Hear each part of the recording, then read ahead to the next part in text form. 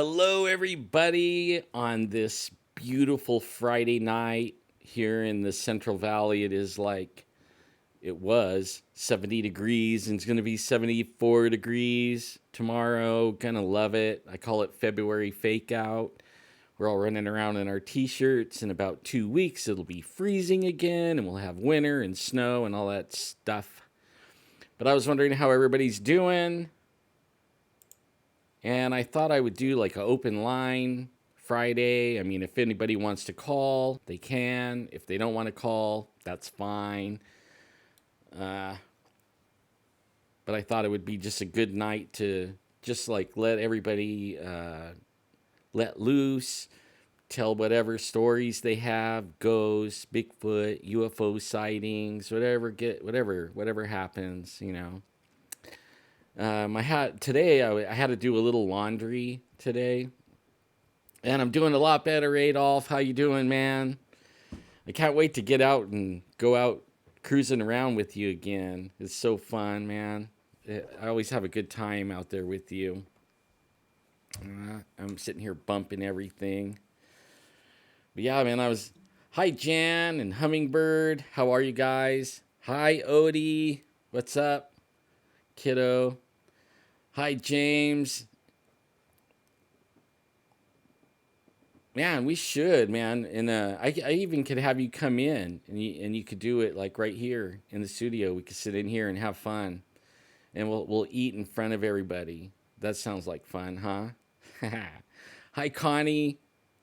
Yeah. So earlier I had to do, I got way behind on the laundry, and the other night I did my wife washed like 5 loads of laundry, and then I went in and dried them, and then I set a world record for me. I was in and out of there, and I mean folding all 5 loads within an hour and 15 minutes. I mean, it took like 30 minutes to dry them, so that meant in 45 minutes I folded 5 loads of clothes. I was impressed with myself. I mean, usually it takes me 2 hours.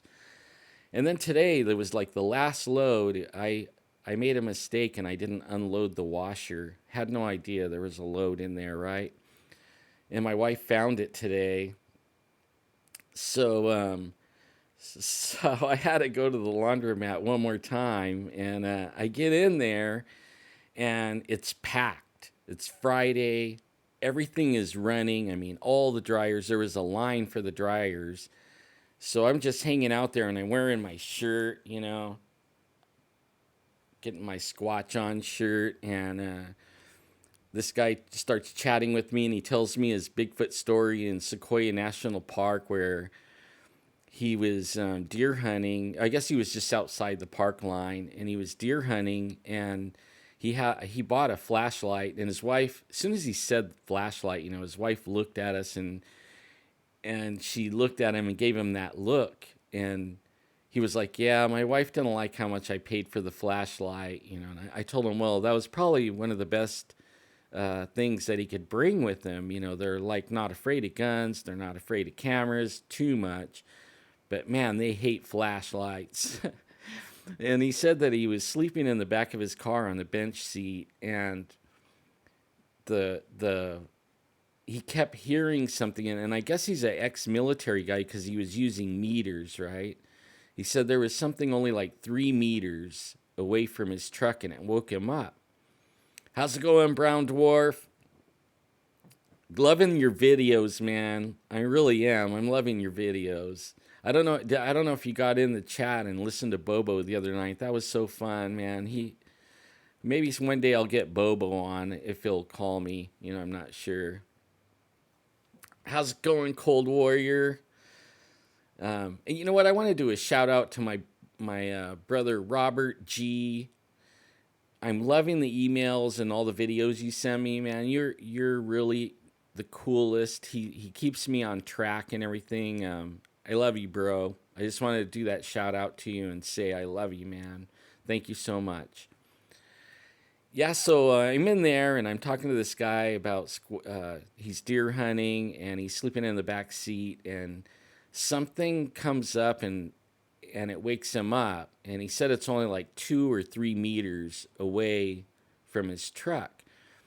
and he heard it on one side, and quickly he knew not to just turn the flashlight on inside the truck. It would light up the inside of the truck and reflect back at him. So he stuck the light on the window and then turned it on, and there was nothing there, right? And as soon as he turned the light on, then he heard it behind him on the other side of the vehicle. So he quickly jumped to the other side and then put the light onto the window and turned it, and was looking out there, and there was nothing there. And he didn't see anything, and he knows that if there was an animal there, he would have saw it because he was fast enough to get, to the animal. He didn't see anything. He knows that if it was an animal, though, like a regular animal, he would have saw something. So he was chalking it up to be our big friend, the Sasquatch. And he said that it was keeping him awake all night. Every time he thought he was about to drift off, he would hear like bipedal steps around his truck. So it was interesting, hanging out in the laundromat, talking with somebody about their, Sasquatch encounter that he didn't get to see, but he knows it wasn't a regular animal. It had to be something else, and it creeped him out. And then after talking to me, he's like, man, I don't even know if I'm going to go out anymore, because he wanted to say they're not real, And I was proving they were real. And then I showed him some of the videos I have on my channel, of an actual Sasquatch, and he absolutely freaked. And his wife's eyes were this big, like, wow. Yeah, so, I mean, it was fun going to the laundromat. Yeah, oh yeah, happy birthday, Odie. I know, like, it's in a couple of days, but I might not see you. So I want to say happy birthday, Odie. Hi, Barbara. Hi, Pam. Um, Hi, everyone. I love you guys. It's a nice Friday night. Tonight, hi, Winter. You're not late. I'm just barely coming on. I haven't said anything yet.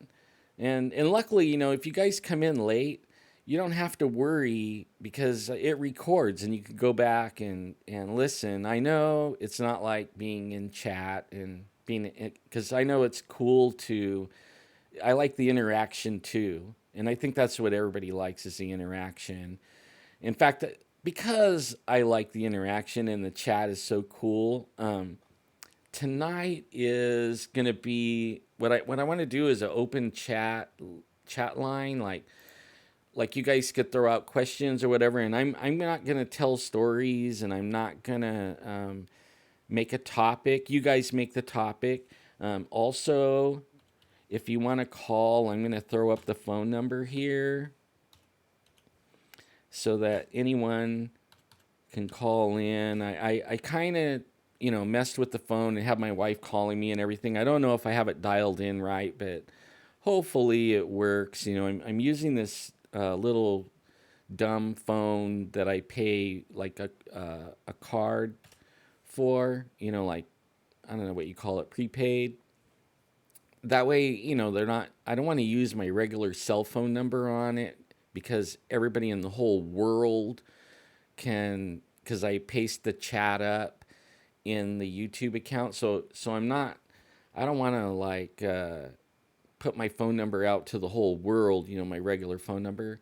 So this is like a cheapo little phone, prepaid kind of job. And that way, I'm not afraid to give out the number, because most of the time it's not going to be on. You know what I mean? It's going to be off. And somebody is already calling, and I'm going to go ahead and answer it. Hello, how you doing? All right, Dad. Hey, you're on the air, man. Hey, I just want to say thank you to everybody out there, and I really appreciate you guys. Oh, right on. Well, I appreciate you too, Odie, and happy birthday. Thank you, and I just want to let everybody know that I really appreciate it, and be safe, okay? All right. Well, thank you All so right, much, Dad. Odie. All right, we'll talk soon then. All right, bye now. Bye-bye. Bye. Well, that was fun. Thank you, Odie. Yeah, that was really cool. And it's going to be, it isn't his birthday today, but I think it's like, when is it, Odie? When's your birthday? I think it's either the 4th or the 6th. I have my son. I have two sons with birthdays in this month. My mom, me, and a grandson that are all birthdays in February. My two sisters. So I mean, I get everybody all mixed up. I know when mine is, and one of my sons, my youngest son, I remember his is the 14th. He was like the little lover boy. All the guys in, all the little girls, like he was in, I don't know, first grade, and they had a little dance, and I knew, that he was like the little lover boy, but I didn't realize until that dance. And I'm standing there watching him dance with this little girl, and there's about a row of little girls standing next to me, and they're all crying. And I thought everybody was having a good time, and I'm like, hey, what's wrong? I don't see any reason to be crying. And they said, he's dancing with her and not me. All of them were crying because my son was dancing with another girl. And I thought, oh boy, born on the 14th and dark complected because he's got that Indian in him. And, all the little girls loved him all the way, through high school. This guy was like the killer. But he finally got married, and I have now 3 grandkids from Loverboy. So I'm doing good. Yeah, so I hope Odie's call wasn't overpowering. You're saying the phone call sounded great? Cool, man. I got to work on the Skype one day. I'm going to have to get somebody to Skype in with me so I could dial it all in and work it in, because it's hard to Skype yourself. You know what I mean? And so one day one of you guys will have to volunteer to be a Skype guinea pig, and we'll Skype and adjust the settings and everything so that I can actually Skype with everyone if I want. Yeah, so what's going on with everybody? Let me see. Yeah, you know what? I thought that idea with Jeff was a good idea too, about his idea of everybody getting together. That's actually how me and Jeff met, believe it or not, way back in 2010 or 2009, something like that. He and I don't know how I found him. I think it was through where he on Facebook, but we had like a mutual friend or something like that. And Jeff said, "Hey, we're gonna have a Skywatch at the Sonics, or like a get together, and I went out and I met Jeffrey, and I didn't even think anything was gonna come of it, but here we are, a bunch. I think me and Jeff did about 500 live stream shows, so like 500 live stream shows later, here we are. It's kind of a trip, and we've tore up the Bigfoot world, that's for sure. At least in Central Valley we have. And we got. I remember a few years ago, they were threatening to arrest us if we went to Colorado because we talked about shooting a Bigfoot. Yeah. Oh, yeah. That's the only thing is, that is the only thing is some people live far, far away, like Cold Warrior, and then there's some even all the way out in Australia and stuff like that. Yeah, I might show up, and go and meet everybody. At first I thought, nah, I don't want to show up really, but for everybody else I would.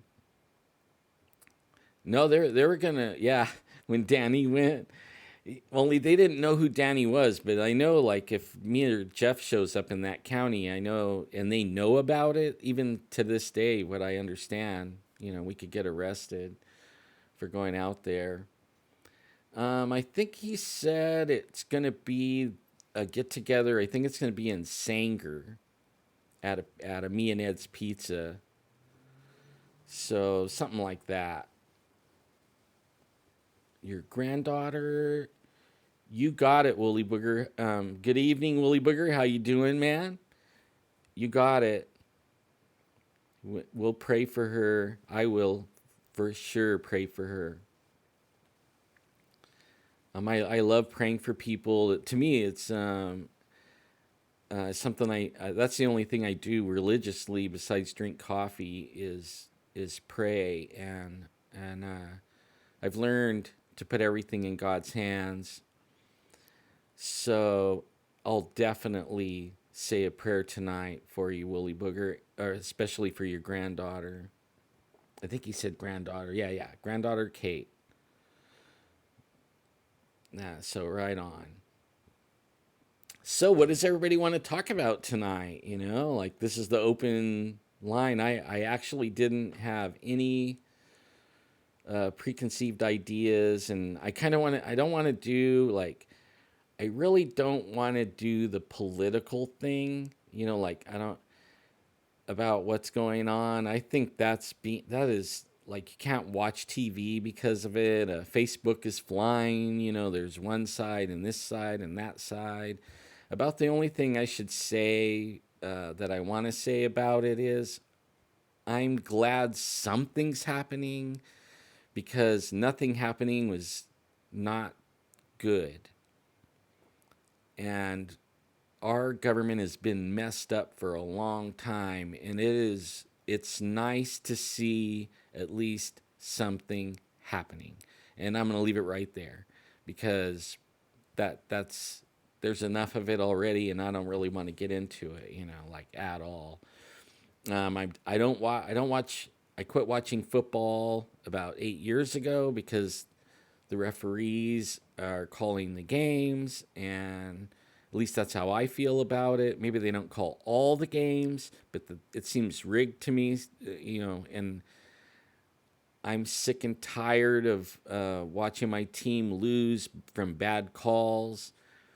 And I don't even have a team anymore. I can't even remember what my team was. So, Super Bowl, whatever. And I think they're overpaid. That is one thing. I think movie stars are overpaid, rock stars, singers, and football sports stars. I think they're way overpaid. I think they could lower the price to tickets way down to make it where anyone could get in, and I would love for that because I remember when I was a kid, I would go in and watch pro baseball games and stuff like that, and we would have pretty good seats, and it wasn't real expensive, and then we could go down and talk to the players and get your ball signed and everything, just wait down by the thing. Now they're all stuck up. If you do get your ball signed, you have to pay, to be standing there where they walk by. I mean, it's all rigged. I'm tired of it, so I don't keep up with it. So no Super Bowl for me. Sorry. So no politics and no sports. Unless you guys want to talk about sports. Hey Chris, what's up, man? I got the open lines. Maybe I should put the phone number one more time just in case. I'll just put it across. You guys aren't. It's not required to call. You could say whatever on the chat. I'm gonna really pay attention to chat, and we'll just do an open Friday night and just talk about everything but sports and politics. I think that's kind of funny. Talking about fighting spirits, um, I can do that. Yeah, I could do. Yeah, you're right. Super Bowl tickets are way out of line. Way out of line.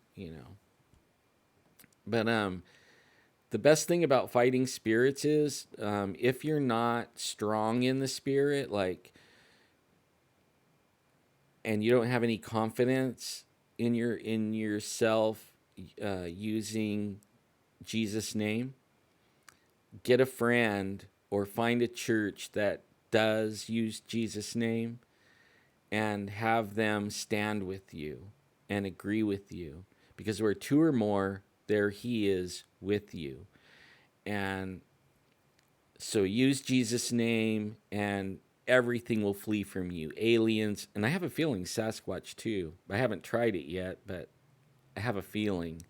I have a feeling that's why I've seen three, is because of they see what's in me and they want to get me, or they want to change, like change me into believing in something else. I'm not sure, but I know a lot of people don't see them, and I've been lucky enough to see them and be around them. And just about every time I go out, even if I don't see them, I'm interacting with them, or they're trying to get my attention by throwing things at me and screaming and hollering and roaring and stuff like that. I mean, and then I do catch them sneaking around the camp, crawling on their belly, even. It's a pretty interesting thing. Yeah, I think Adolf's story needs to go out to the world too. I would love to have Adolf in. He doesn't live very far from me either. We'll have to do that, man. You just find a good day and call me like a couple of days before, and I don't even care what day it is. Just whenever you can, kid, come in, and we'll sit here and have a good old time, man. And we'll get your story out for sure and talk about that, because it's the most interesting story. I don't think I've heard a better one. You're even better than Travis Walton's story for sure.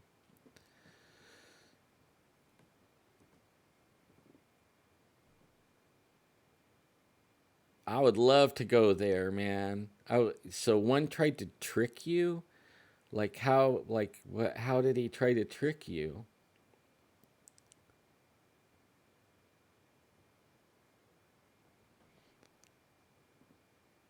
Yeah, I bet. Maybe they won't mess with you the more we talk about them too. You know that? Like, I don't think they like the attention.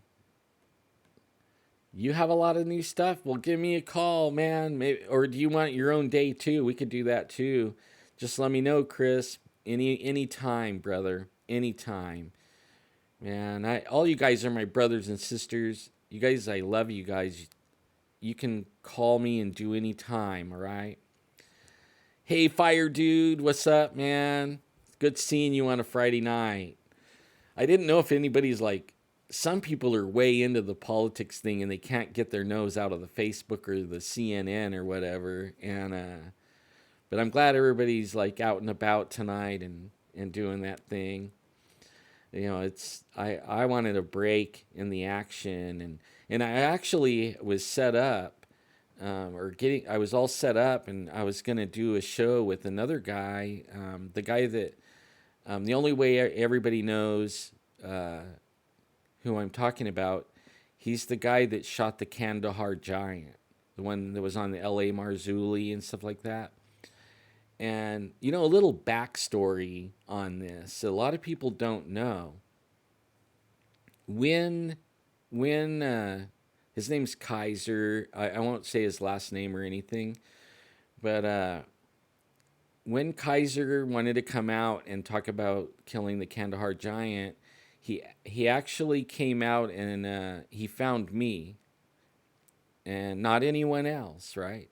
And we had been talking probably a few months, and we didn't just talk about the giant, but we talked about a bunch of stuff, and then I found out, he knows a lot about the deep state, what's going on in the politics thing, and I know I wasn't going to talk about that, but only that's what he wants to talk about, because he has been holding stuff in that he knows about,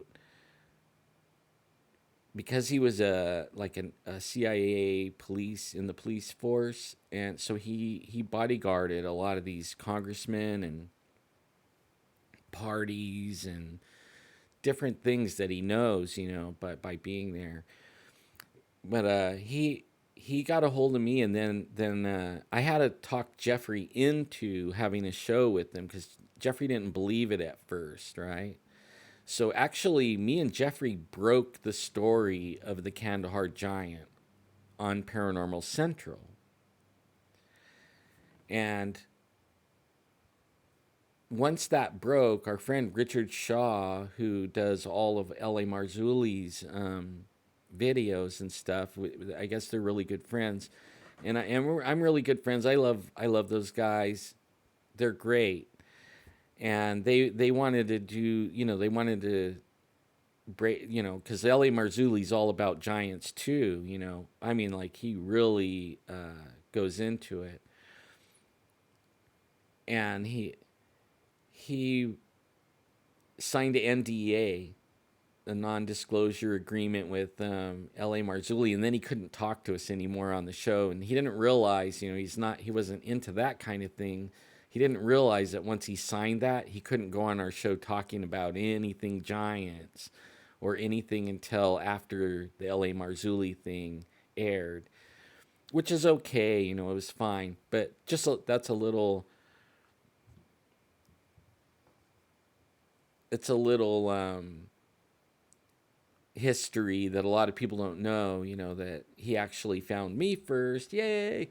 But only I was going to do a show with him tonight on this memo, and he says there's a lot more coming, and he's excited. Like last night he was celebrating this memo coming out, and I mean, he really was celebrating. We talked until 1 a.m. his time on Skype for, I don't know, about 3 hours, talking about all this stuff. And he told me a bunch of stuff about that's coming down. I can't repeat because it's not out yet, but just thought I would tell you guys about that. And then I seen Woolly Booger.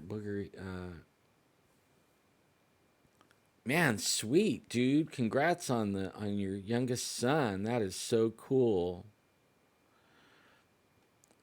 Let me see. I'm going in back here.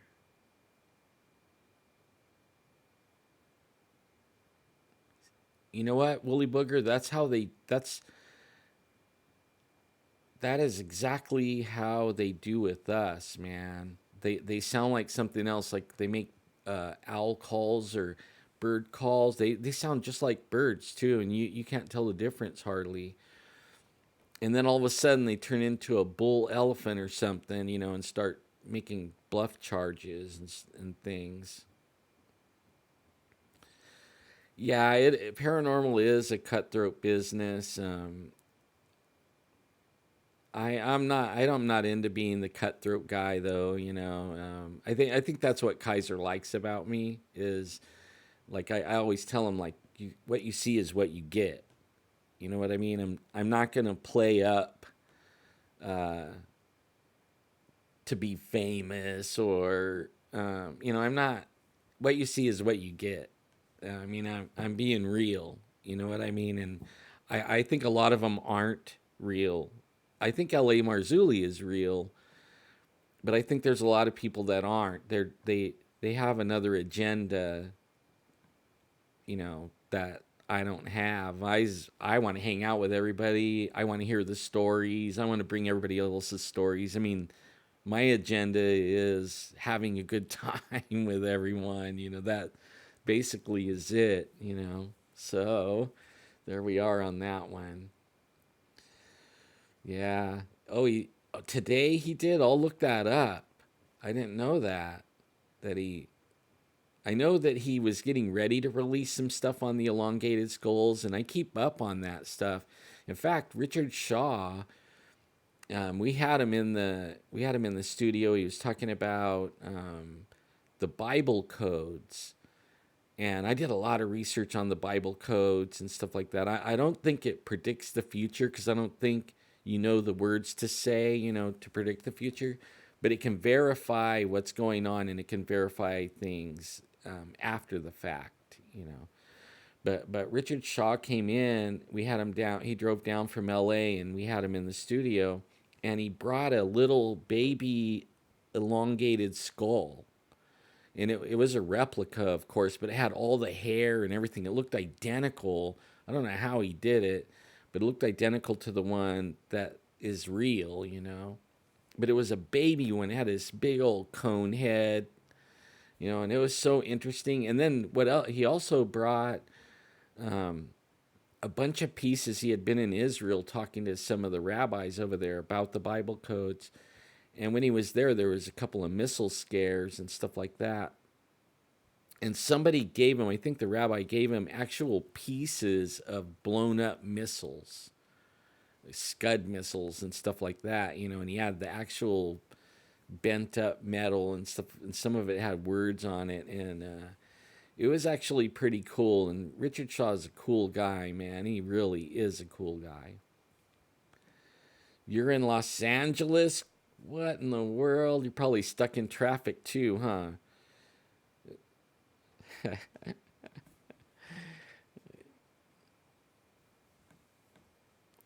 me see. I gotta go back and see what Willie Booger said. Let me see. I seen it said something about this sounded soft and fuzzy. Huh. Well, I don't know what that was, but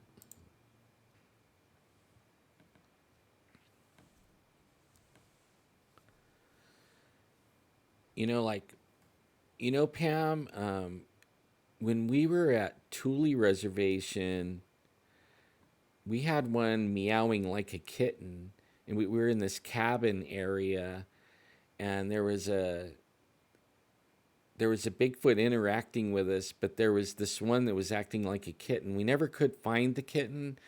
Um, the girl that took us up there, she said maybe it is a kitten under these cabins. So we were like shining the light under the cabins and everything, and this is like daytime, but only it was a kitten. And then a few weeks later, she was messaging with me, and she told me that a couple other tribal members are up there, and they were walking behind the cabins, and they heard a kitten, and he was actually videotaping, and the kitten was meowing, and he went looking for the kitten as he walked the trail behind the cabins. And in the area is giant redwoods, like in Yosemite or in Sequoia National Park. They actually on their res have 50 foot around, yeah, Christina, and they have these big old huge giant redwood trees on their res. They have a whole grove of them. It is beautiful. We were up there camping, and they said about a week after, there was these other tribal members up there, and they were using the cabins camping, and they heard the kitten, and he had his camera with him, so he was videoing, as they went up the trail, and he heard the kitten, and he started aiming the kitten over to see where the cat was, but he had the camera running. And then only like she was saying like 15 feet, 20 feet, something like that. This Bigfoot stood up and looked at him, and then walked across the trail just staring at him, and he got clear video 15 feet. But I never seen it. The guy won't share it. I understand though, I totally understand that their tribe holds them as like sacred, and stuff like that. They're the ones that have the painted rock, in fact. And so, I mean, Bigfoot is different to that tribe than any other tribe. They're real sacred. But only I would love to see the video. You know what I mean? I know that Christine saw it, but I didn't see it, man. And I want to see it. I don't care. I don't care if anybody else sees it. Like I don't care, but I really would like to see it. And I think that's like that on everywhere. There's people that have UFO videos that would knock your socks off, right? And they don't share them. And then there's people that have ghost images, all paranormal, and they don't share. They got Bigfoot ones, man. Nobody shares. So, like, I understand, but one day I would really love to come across one that would, that I could share with everyone. It would be really cool. I'll see if we could go, and like maybe we can get my nephew to take us up there.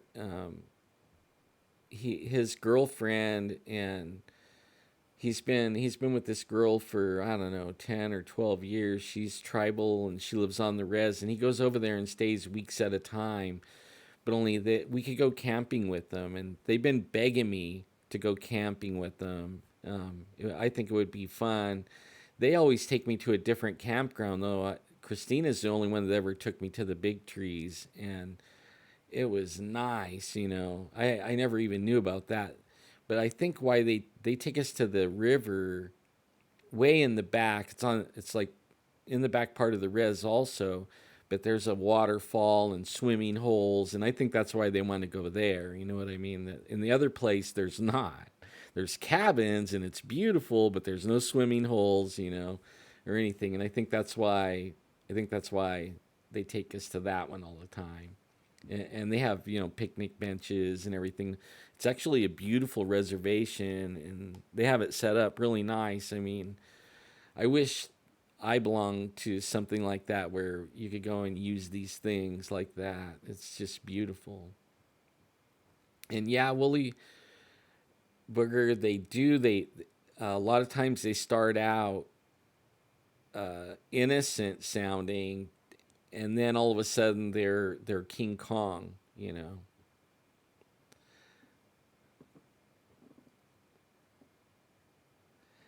Like that, like when that one we have, me and Jeff have it, where they roared at us a little earlier. About 2 hours before that, we were hearing a baby crying in the forest, and we know there was nobody. There was only one way in, and the gate was locked, and we were hiking in, and we were about 3 miles down in there, and we heard a baby crying, and we're trying to figure out this baby crying, and then it stopped, and we didn't hear anything, so we went down further a little more, and then all of a sudden we started hearing roaring, and I have that video on my YouTube, and it roared, and it was vibrating my body. The roars were, and they were getting louder and louder, and it roared probably about 10 or 11 times, like every 30 seconds, and it sounded like King Kong. I am not kidding. That's the closest thing that I could say what it sounded like. King Kong. That's what it sounded like. And man, you never forget anything like that. I mean, you never forget anything seeing one either. It changes your life.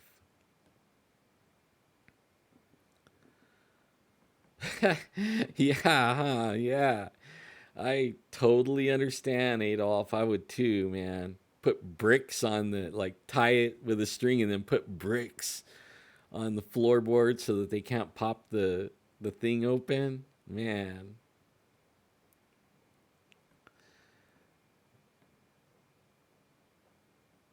Yeah, the cabins are for the tribe. They're only for the tribe. But I mean they're all stocked. I mean there's no beds or anything in them. There's a wood stove, a counter, and then there's a bunch of shelves with food. So like you got to bring your own bedding, your own pots and, well, I think they have pots and pans and stuff, but you bring, and then you want to bring food to replace, if you use their food, you want to replace the food in the cabin, and so it's always stocked. And there's probably like 5 cabins up there, different sizes, but each one has a wood stove and a pile of wood, and anything you use, you got to put back. Then, so and I from when we were going, you didn't have to have a reservation, but you did. They had a thing called a I think it was a trespass permit. So like if you're non-tribal, we had to go get a trespass permit, so it permitted us to go on the res. And it was a weird. I thought it was a weird name for a pass. A guest pass would have been good, but only I felt like a trespasser the whole time, even though they gave me a trespass pass, tres, trespassing pass. Yeah. Mhm. Yep. Yep. Yeah, you can be a guest of the tribe, but you need the trespassing pass. Yeah, really, man. She took Adam Davies up there. I heard he got to go up there and check it out.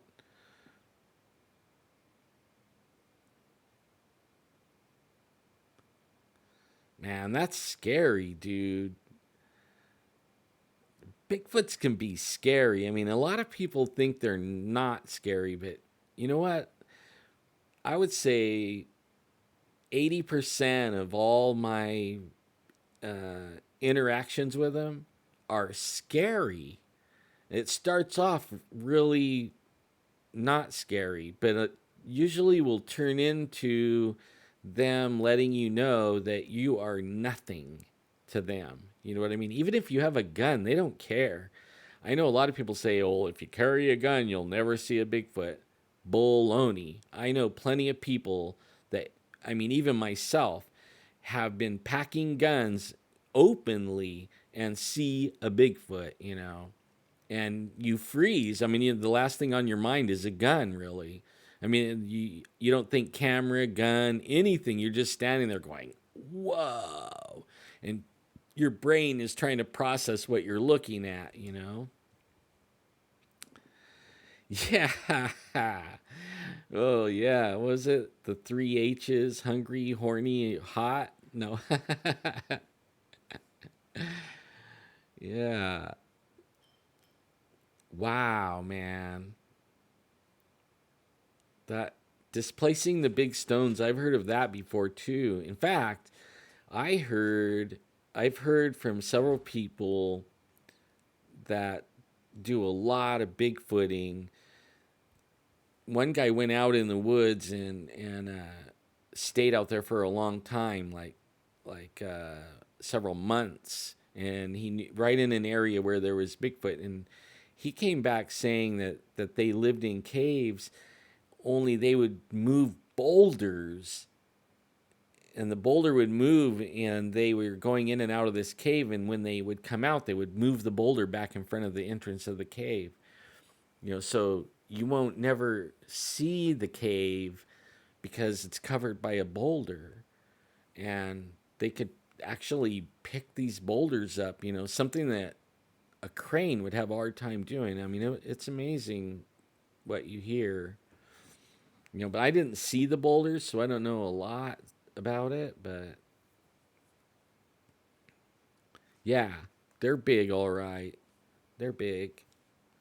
I do a lot. I used to do a lot of panning, and it was before I saw Bigfoot. But a lot of times things messed with me, and I thought it was people, you know, messing with me, like trying to run me off out of the creek where because I was in a good place to pan, and I thought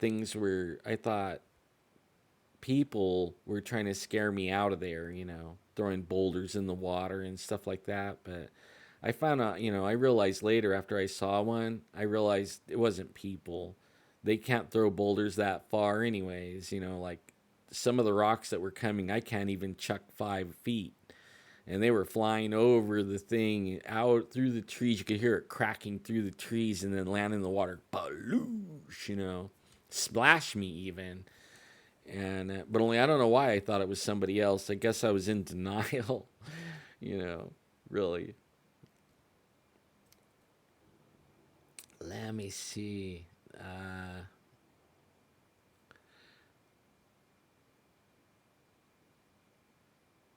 Right. They could rip the door right off it, but it does give you, I mean, I think you'd have a little time too, more time than if it's a tent. You know what I mean? Like a tent, you have no time. And then trying to get out of a tent, like if you really want to get out of it, fumbling around with a zipper and all that stuff, at least you could just, like, if it's on one side of the car, you can at least, you know, bail out the other side and start shooting at them if you want. Yeah, you could, but man, a tent, I always feel so vulnerable in a tent. Always. I don't sleep that good at all. I mean, I've had so many people tell me, you know, like they they come up and shake the car, off the wheels, like rocking it. Chunk, chunk. Even RVs, right? Big giant RVs, man, rock the thing off the wheels or fifth wheels, and they're pushing the top of it, and you have these big old on the top, and you know how high like a fifth wheel is. It's way up there, and the handprints are up on the top of the fifth wheel, and it's like they rocked it off its wheels. It felt like it was gonna fall over. That's scary, man. That's scary. I've heard of people telling me, that they couldn't see the Bigfoot. It was like on the back of their car, but when they looked in the mirror, that all they seen was fur and muscle, and then it was lifting their car off the ground. And it scared the life out of them. They thought they were gonna die. Everybody I've talked to that had that happen thought they were gonna die. They really did. But I mean, they're still here, but they thought they were going to die. There's been a couple times I thought I was going to die too. And yeah, the sack lunch. A tent is a sack lunch. I still think that. And I would bet money. I would bet money. I know I can't prove it, and neither can anyone else. I would bet money people have been sack lunches. Like camping out. They went out, and they're the people that disappear, and they never find anything. Just maybe some stuff that they left outside their camp, and that's it. People are gone, and I think those things came up, grabbed their tent, and ran off with it. And a lot of times I think it's, like the old saying, you never want to run across a wounded bear. Like, what if somebody shot a Bigfoot and wounded it? Even though I heard they heal faster than humans, I read this stuff about a guy in the 50s that did a lot of research on him and had a body and everything. And I guess he even said like when they caught some alive and had them in captivity, and they die. They don't live long in captivity. They die. They like commit suicide. They just decide they're gonna die and die. Um, but only they said they heal faster. But what if one of them was shot several times and healed up, but he has like a bad, uh, he just doesn't like humans anymore, and that would be the one come up and grab you up and eat you up. That's funny, man. We should tell David Paulides to write a book about that 411 Sack Lunch edition. That is so funny.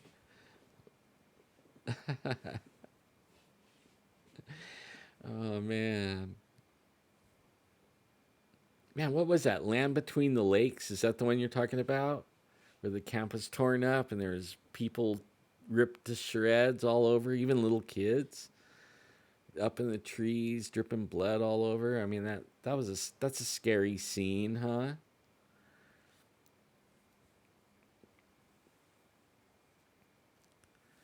How's it going, Ped? The Bob Garrett one? Oh, I'll have to look that up. I haven't heard of that one. I'm with you, Chris, man. I don't like sleeping on the ground no more. I that is the only thing I want to make money for, really. I wouldn't mind earning enough money to buy like a trailer or something like that, and mostly not because they're gonna grab me up and run off with me. Mostly it's because I'm so freaking old and in pain. I can't sleep on the ground. I need a real bed and stuff like that. And then I also I can't sleep good when I'm in a tent because of the sack lunch thing. But I really would like to have something. The Big Thicket? I'm going to look that up. Oh, really? They took all the videos down of the Big Thicket?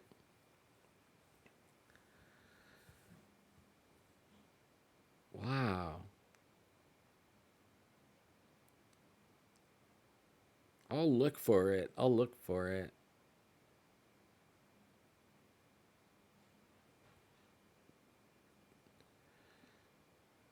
Yeah, that there's these ones that you can hang in the trees, like a I thought about those, I mean, then you're just a hanging sack lunch. You can. I saw another one just the other day where you air it up. It's like it's a tent, but you air it up and it floats. So you could like float out in the middle of the lake or whatever and sleep out there. Kind of, even though I know they swim like a fish, I have had lots of stories of them jumping in the water and swimming away, or swimming up and coming out of the water and freaking everybody out, walking through their camp, growling at everybody. You know, kind of scary too, but they swim. I was talking to somebody a few months ago, and they were saying, "Well, they don't swim." I'm like, "Bull crap! They swim." I mean, who ever heard of an animal that doesn't swim anyways? Anything that doesn't swim, come on. You throw any animal in the water, it's going to swim. Those things can swim like a fish. I bet they could hold their breath for a long time, too. Like, I bet they could swim for out of sight under the water, and you'll never see where they come up. And if they're coming at you, they got in the water and went under and swim up to you, and you don't know where they got in the water. Like they have the way they roar, they have like lung capacity, if you know what I mean. And the way they can run, uh, that takes lung capacity too, running up and down hills. I mean, you're gonna have some good lungs, better than us, anyways. That's actually a good idea, Pam. I might do that. And then have like maybe we could get a Ken and Barbie size, and have them making the whoopee sounds, the jungle boogie sounds in the tent.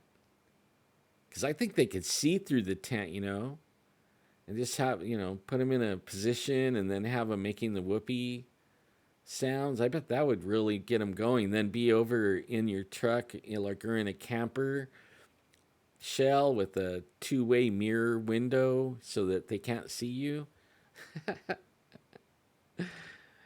Cameras all over it, inside and out.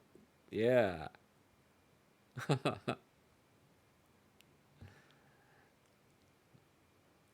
Wow, they stole your fish?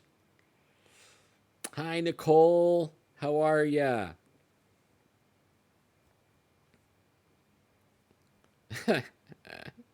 $12,000 dolls. Yeah. I heard they're talented dolls, though. They're worth every penny.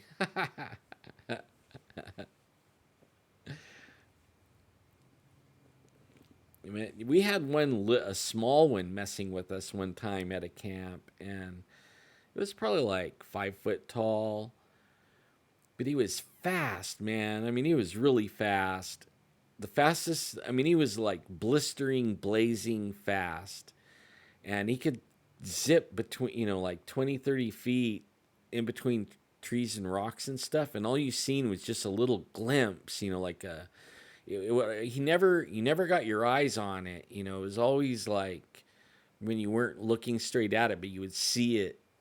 And it was moving so fast that, and I saw him jump. Like he was behind a tree, and I seen him broad jump, like the 2 feet on 2 feet, and jump like 20 feet and land behind another tree and not even make a sound. But I mean, it was so fast. I mean, that scares me. Like the young one, I know, what if he wanted to play? It would be like playing with a bull, a live bull. Wow.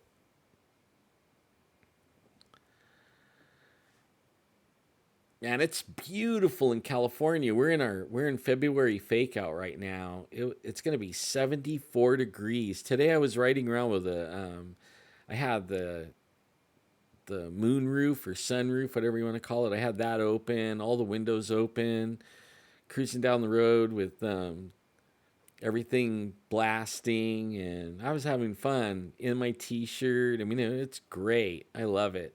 But in 2 weeks, winter will be back, right? It's February fake out, usually lasts 2 weeks. I don't know if that is how it is everywhere, but here, yes, here, it does that February fake out almost every year for about 2 weeks. Yeah, the blow up doll. It's a really good idea, huh? You know, that's a really good idea. We can always go like record the neighbors, put a recorder under the neighbor's window, the ones that are always making the whoopee. That ought to, and then just put it on a loop. Yep. Call it a Bigfoot call. That's so funny.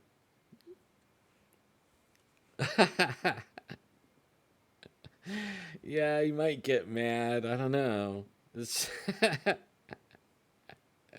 You say, man, this is the lightest little girl I ever grabbed. Either that or he'll be really happy until it deflates. You Oh, man. He'll be the forest ninja that got some. Oh, I'm trying not to laugh loud, you guys. That really that's funny. Honestly,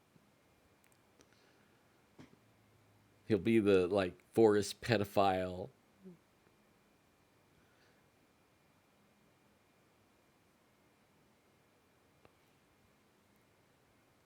We're tonight we're getting down to about 44. Cool.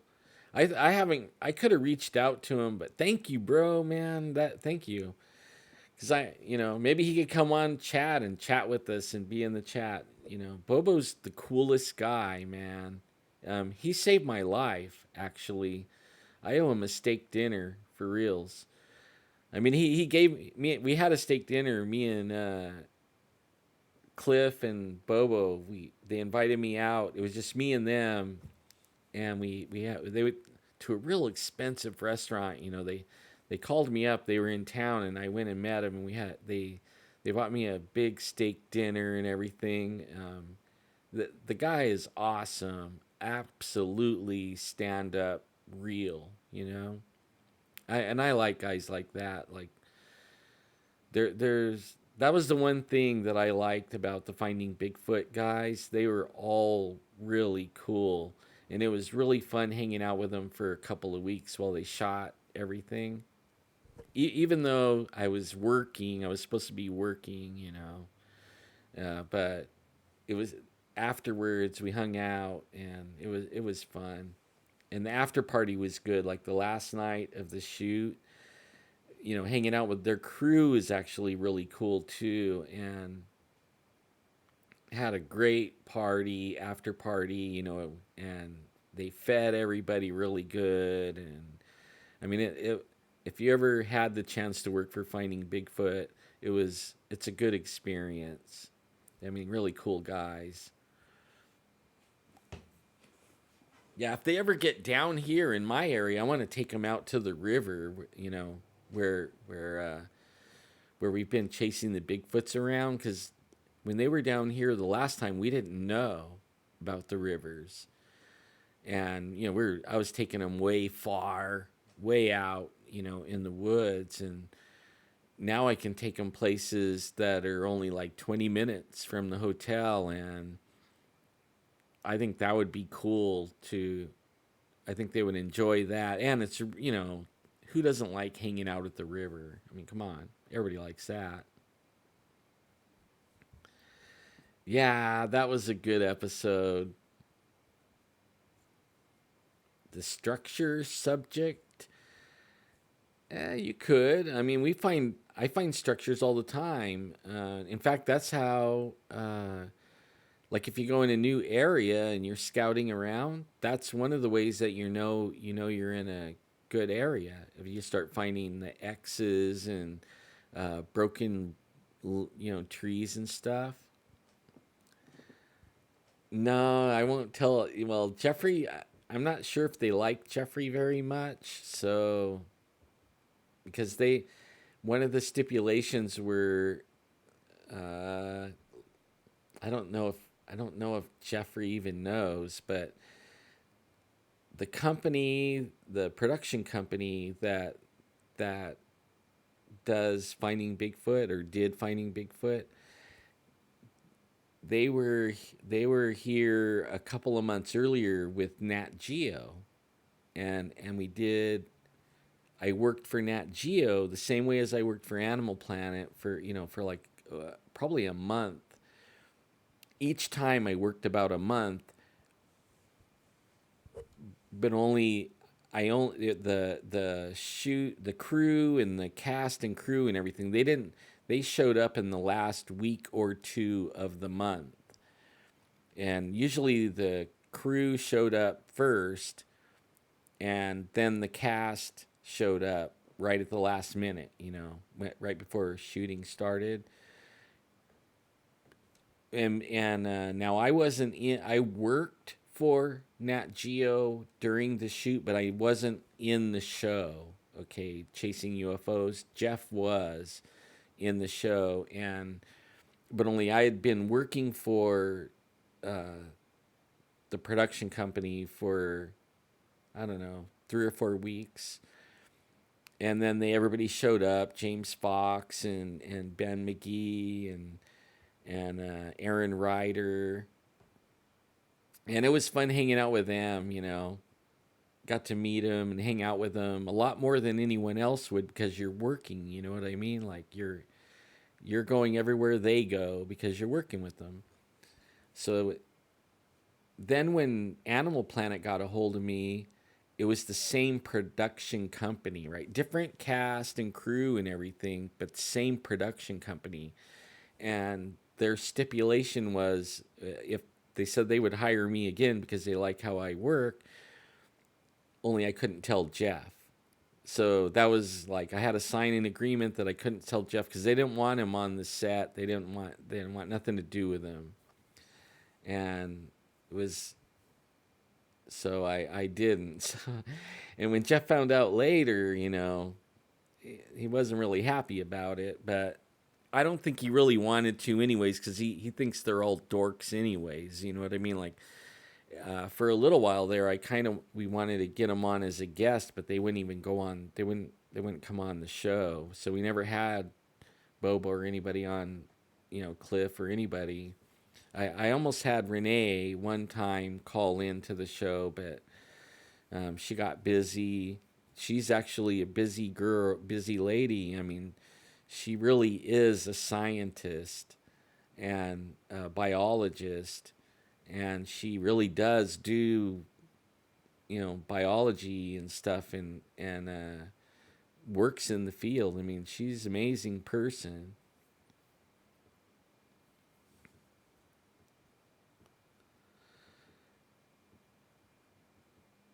Yeah, I was noticing that last night. I was kind of feeling bad. Um, I was that there was such low numbers, but like everybody gets,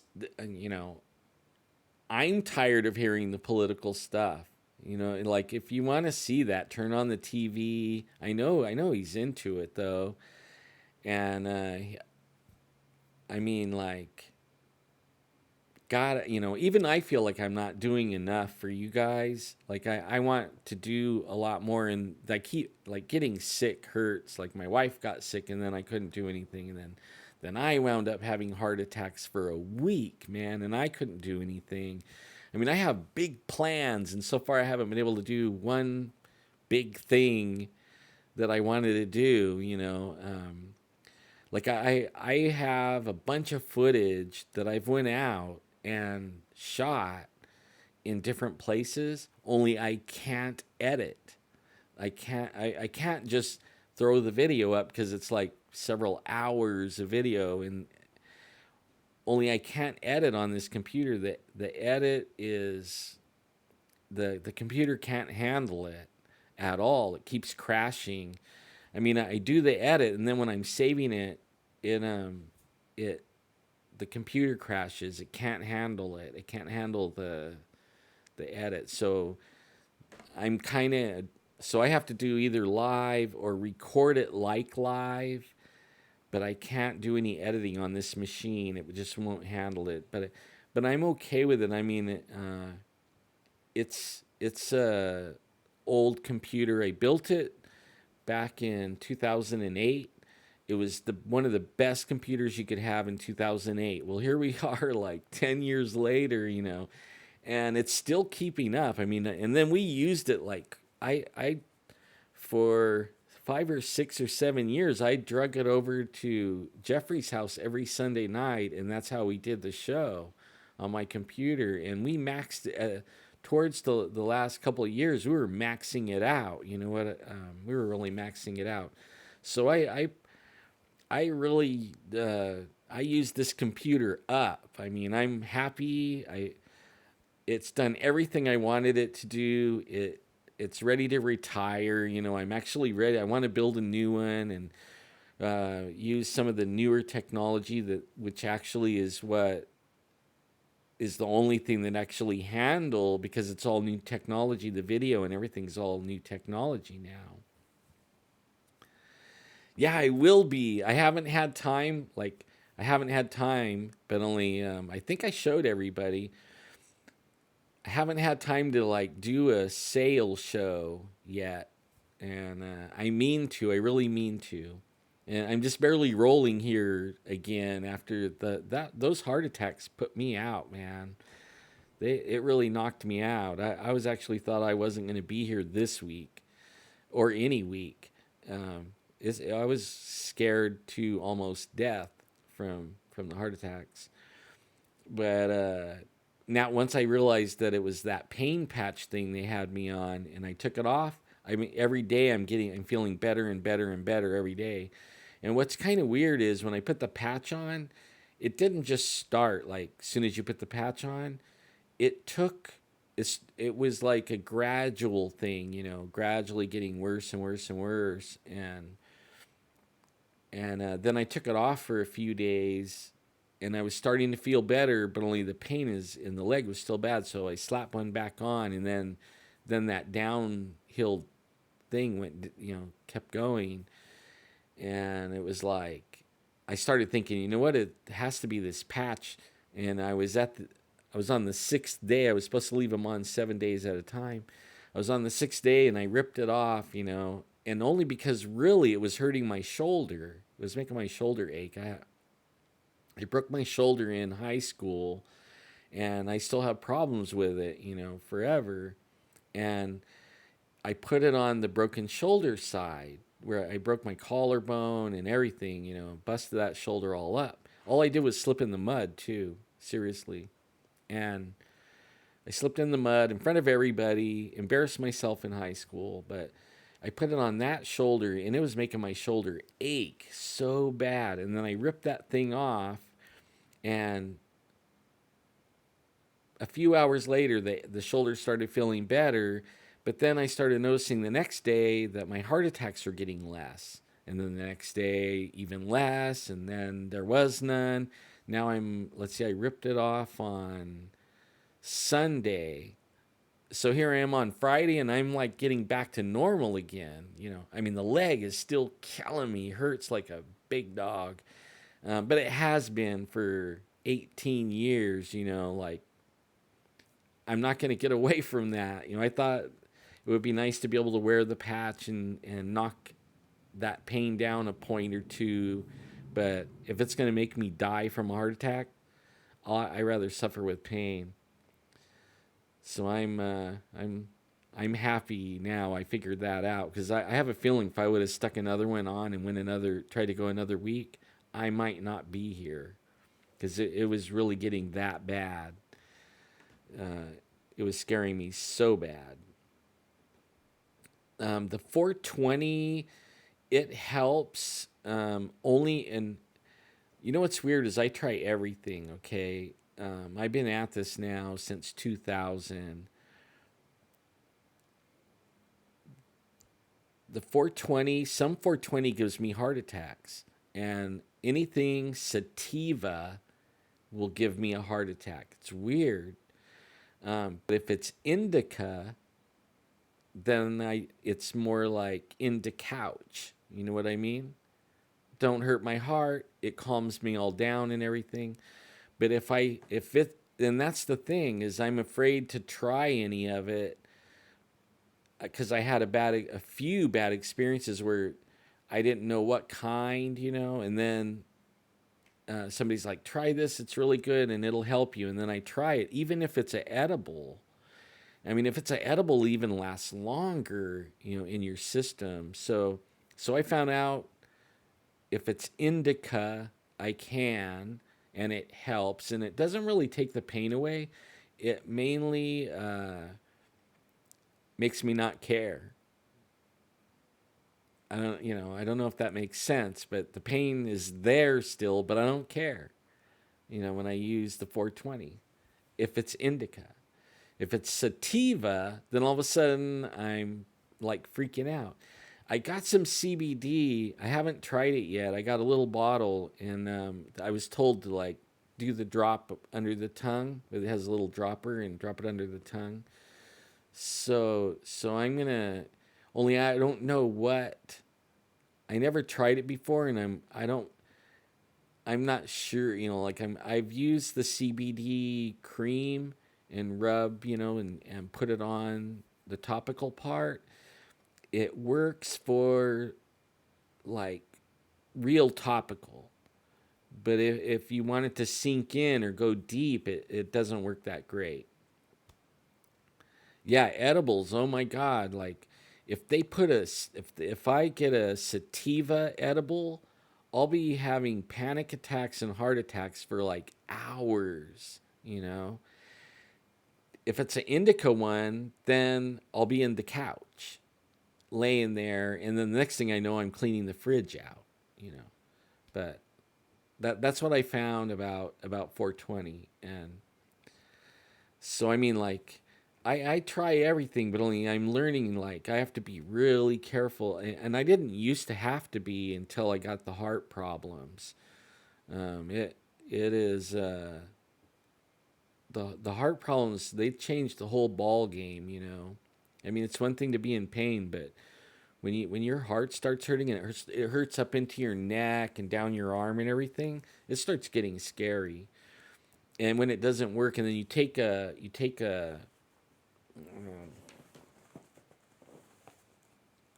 put one of these under your tongue, and it goes away within like a minute. And if it comes back in 15 minutes, then it's a heart attack. If it goes away and then comes back, it's a heart attack. And if according to my cardiologist doctor, if I if I have to take three of those little pills, I'm supposed to call. I'm supposed to go straight to the hospital.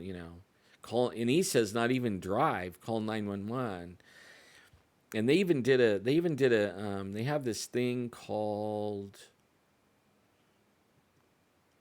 I can't remember what the name, but it's a DNA test that they did on me, and it tells you what you would be, what meds might work on you and what doesn't work on you. It tells you like how, like if you're more,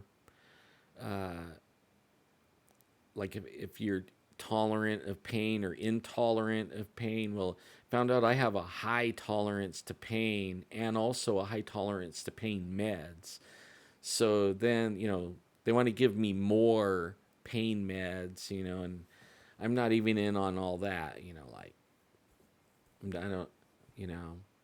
So I have it where, you know, yeah.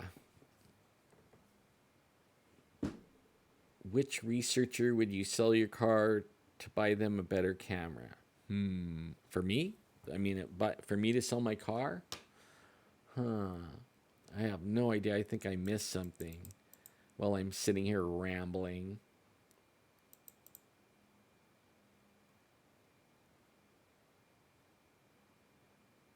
Hmm.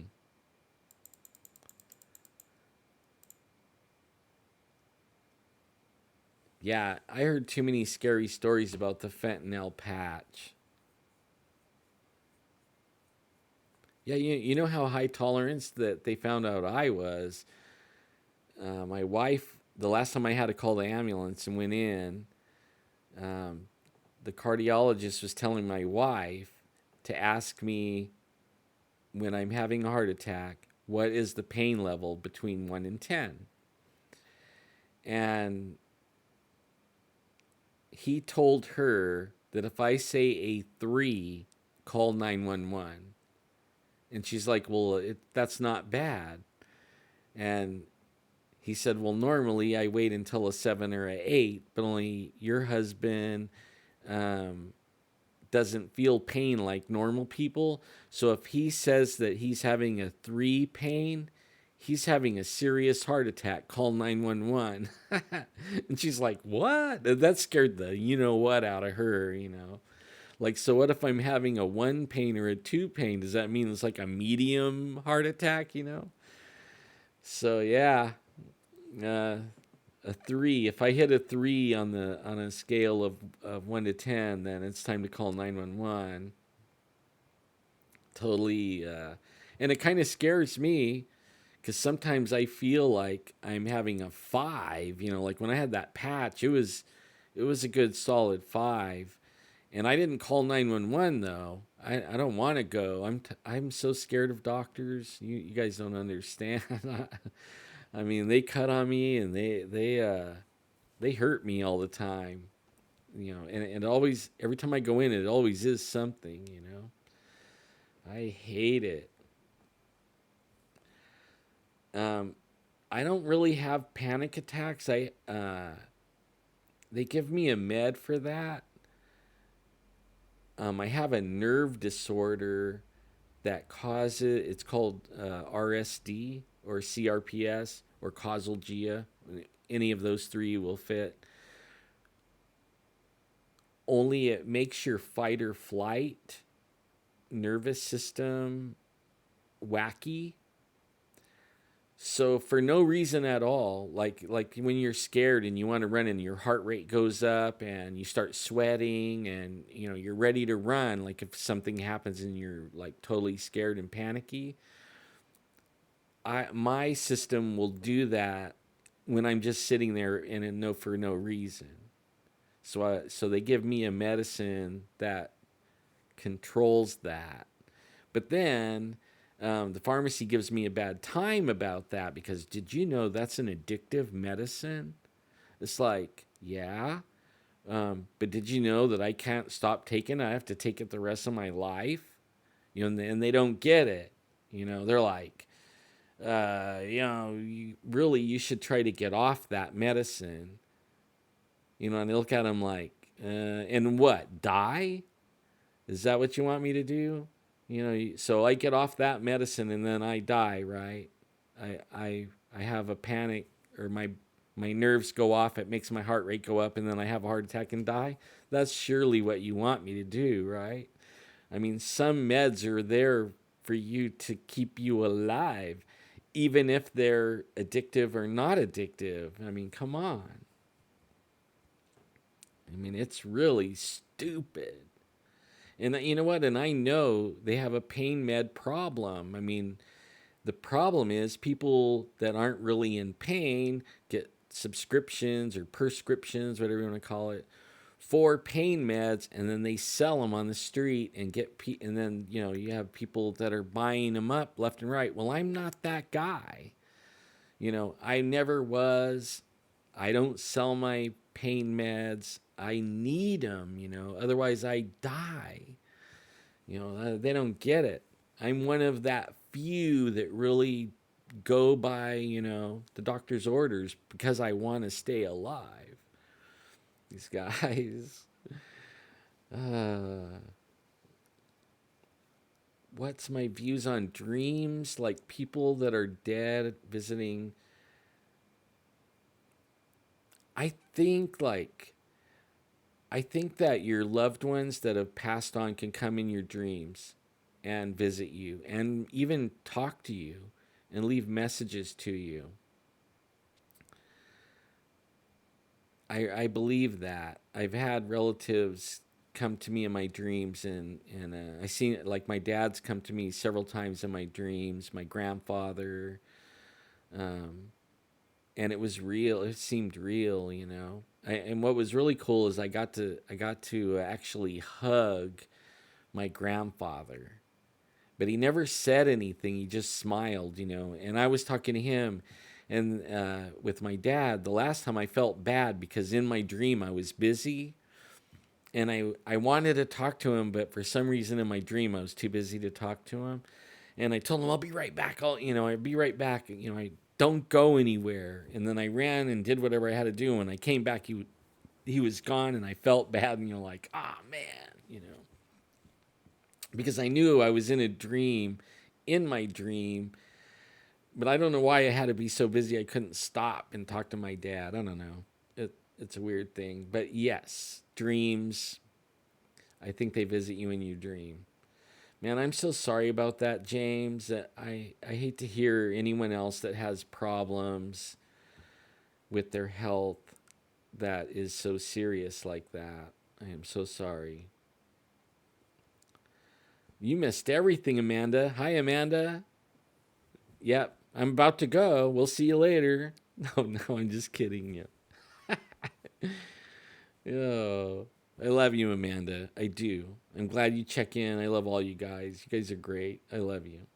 I'm having so much fun. This is really fun. Yeah.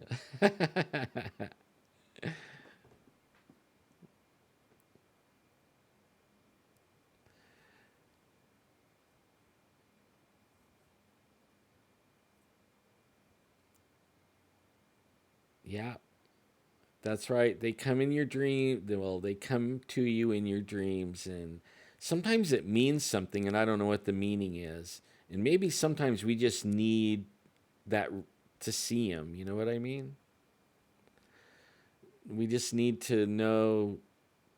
I don't know. Maybe they're there to. I haven't figured that out. It might mean that we just miss them, but maybe they came in to your dream because they know you needed that reinforcement or something. I don't know. Not real sure.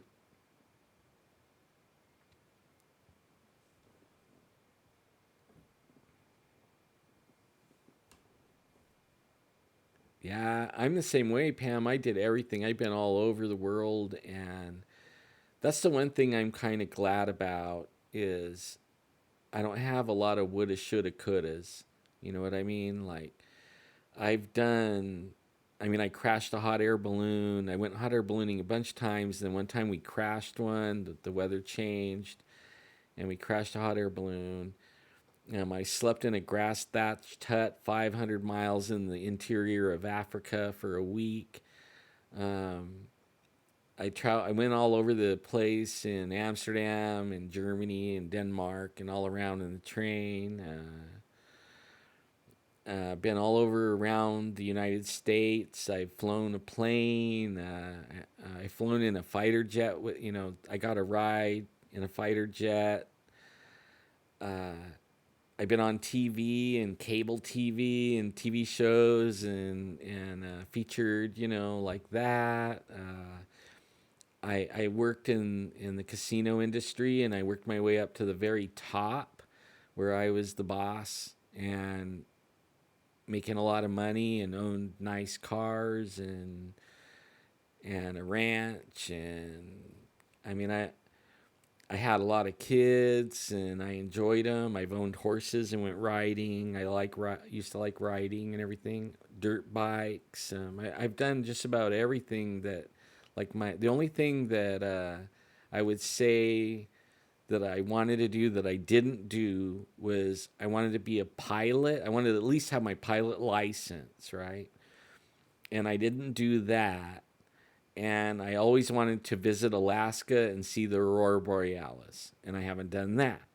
So, like, those two things are about the only two things I haven't done, and I know they'll never give me a pilot license, and I still have time to see the Aurora Borealis in Alaska. I mean, that's still not out of there.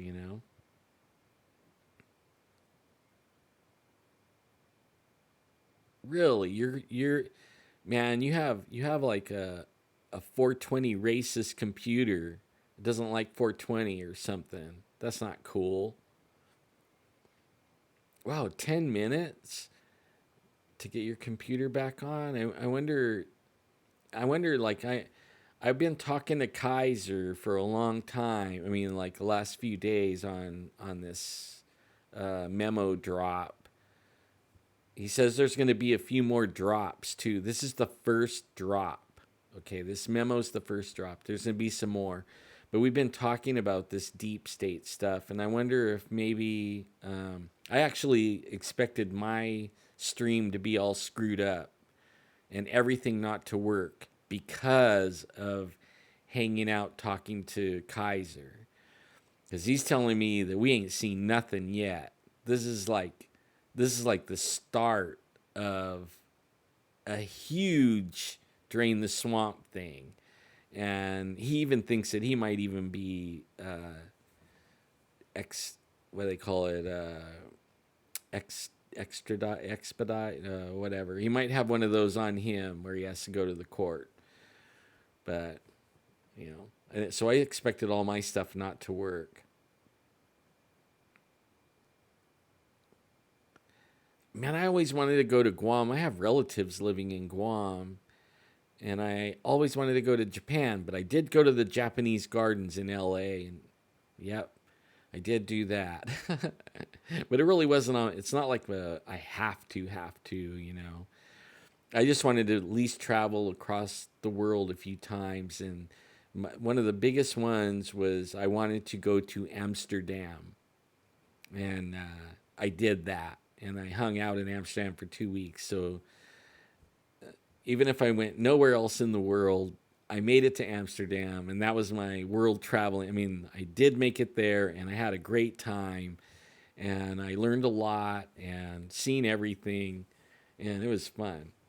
And I would love to go back to Amsterdam one more time. Africa, not so much. Wasn't that fun. Kind of scary. Right? Yeah, we have family in Guam.